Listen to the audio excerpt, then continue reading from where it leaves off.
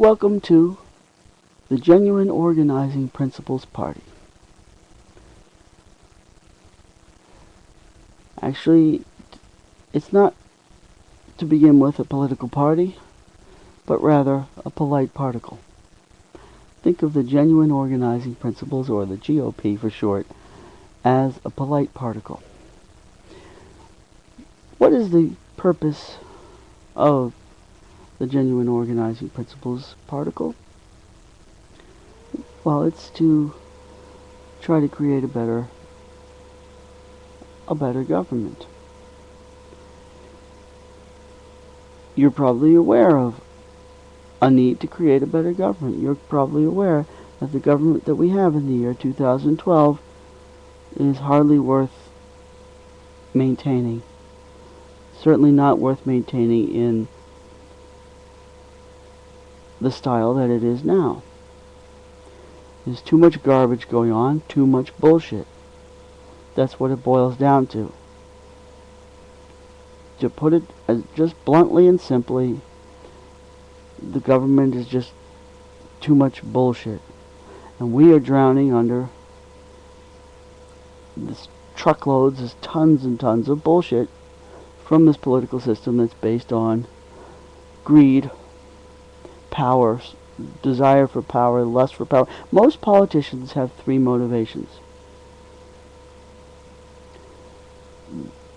Most of them are in it. Most of them are politicians because their interest is in pursuing power and money and personal prestige.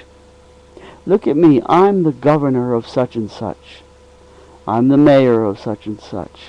I'm the alderman from such and such. I sit on the school committee in such and such town. I'm the president of the United States. I'm the ambassador to such and such place.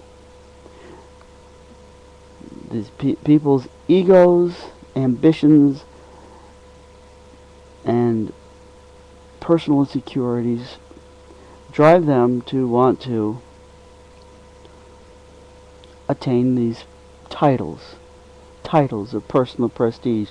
Now, this is one thing that we are supposed to believe, that the American Revolution was intended to try to do away with this bullshit of people going around with titles, and they're Duke of this and Baron of that and Lord of this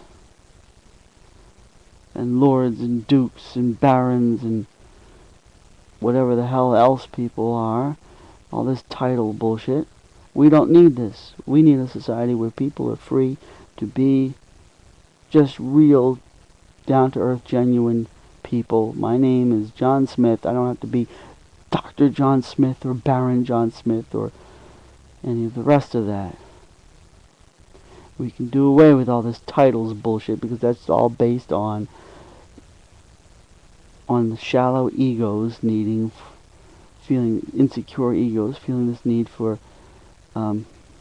validation by having these titles and positions of supposed importance. Look at me, I'm the ambassador to such and such. You're not just John Smith anymore, you're Ambassador Smith of the Royal blah blah blah. We can do away with this bullshit in the United States of America, because if we don't do away with this bullshit, then we're not really what we imagined the United States of America was supposed to be in the first place. The land of the free. Well, if you're all dependent on this ego bolstering of having prestige and titles, how free are you? You're not really free from your own internal bondage, your own internal shackles of the insecurities of your ego, that you need all this with the titles and stuff. And so that's prestige. Most politicians in America, somewhere either on the surface or buried deep in, there's part of the reason that they're doing is for prestige. They want to say, look how important I am. And that's not very helpful to the rest of the world, to the rest of the society, the rest of the country, if that's somewhere, whether it's on the surface or buried deep in the subconscious. If that's the motivation for people being politicians, it's not a very good indication that they're going to be really doing the best kind of a job for the society as a whole if they're doing it for their own personal ego problems. And they do it for the power. Most of them do it for the power, and most of them are in it for the money. One way or the other, they're tied up.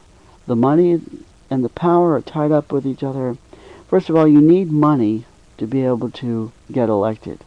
In general, you need money to be able to get elected to anything, and the higher up it goes, the more money you need to be able to run for office. To be able to run for governor requires a whole lot more money than, to run for a mayor, and to run for a mayor requires a whole lot. To run for an alderman, and to run for an alderman requires a whole lot more than to run for crossing guard or whatever it is people run for. So the higher up you go, the more money is required just to run the campaigns.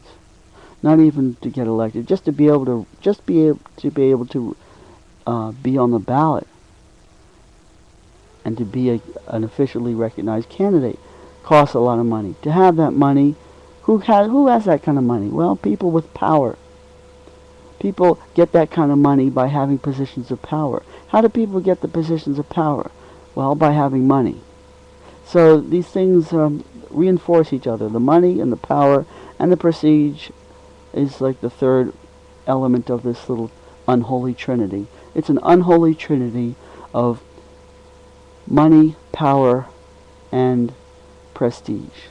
That's the unholy trinity of politics as it actually exists in the United States of America now, and that's the reason for the genuine organizing principles party or particle to be created. Whether you decide to join this or not is your decision. But we're going to try to give you the reasons why you might wish to make that decision in the positive. There are a lot of other little minority, what you might call third party or independent or basically fringe political parties.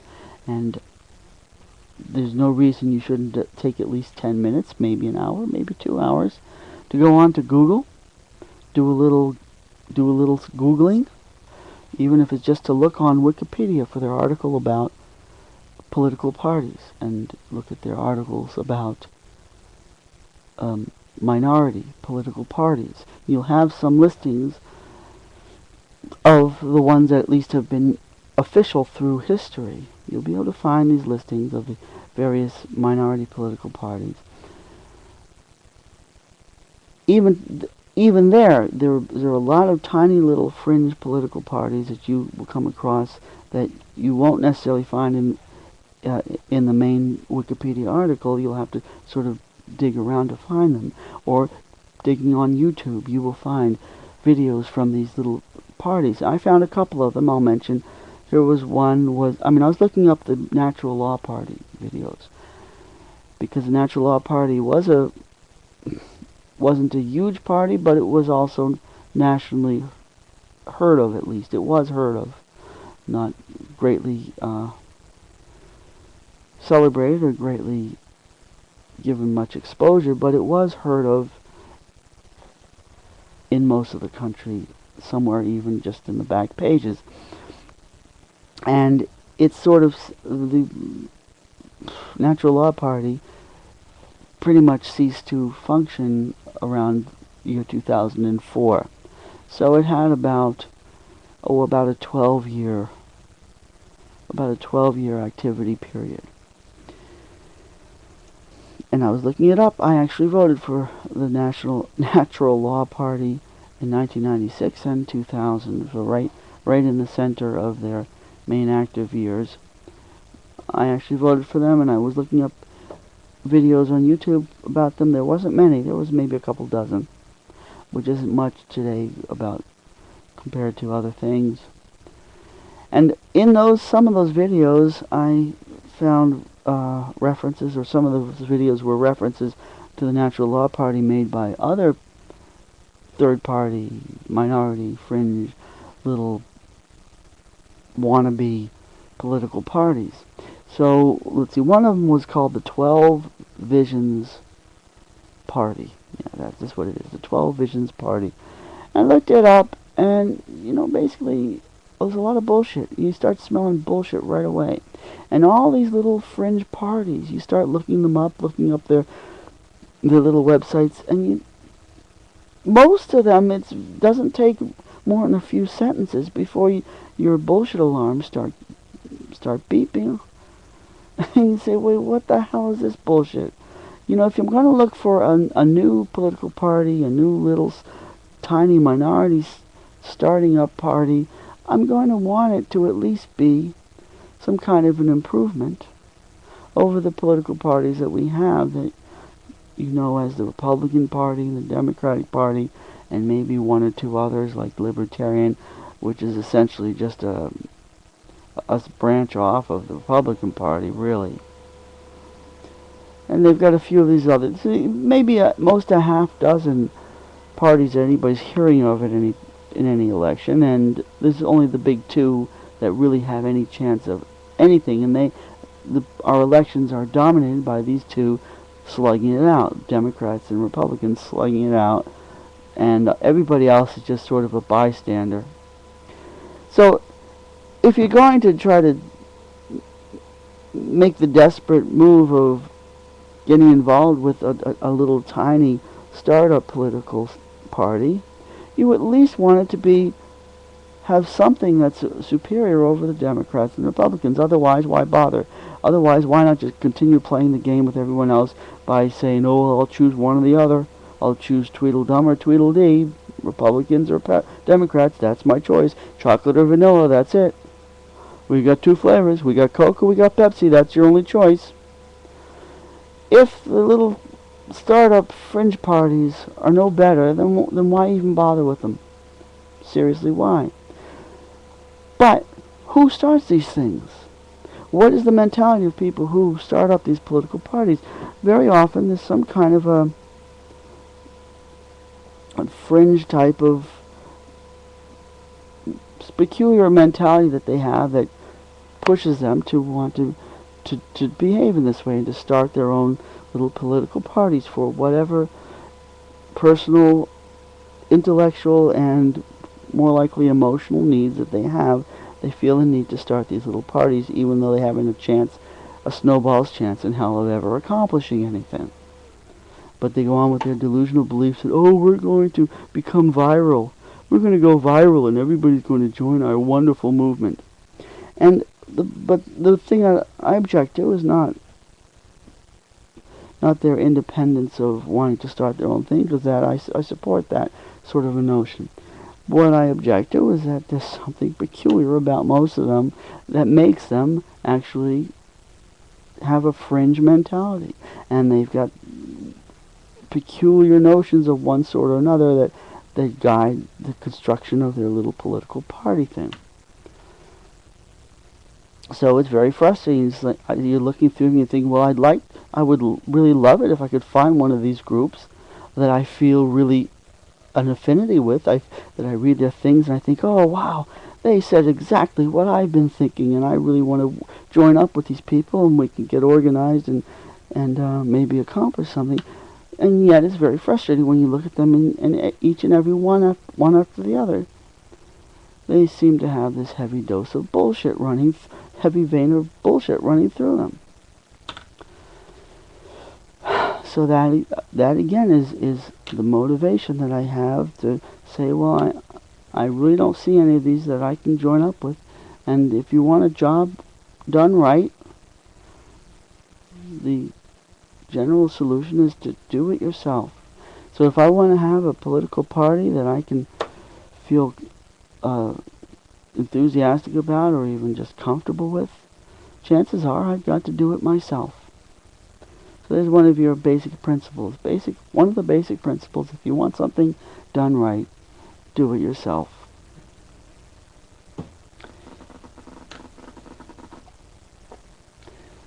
And the notion of genuine organizing principles,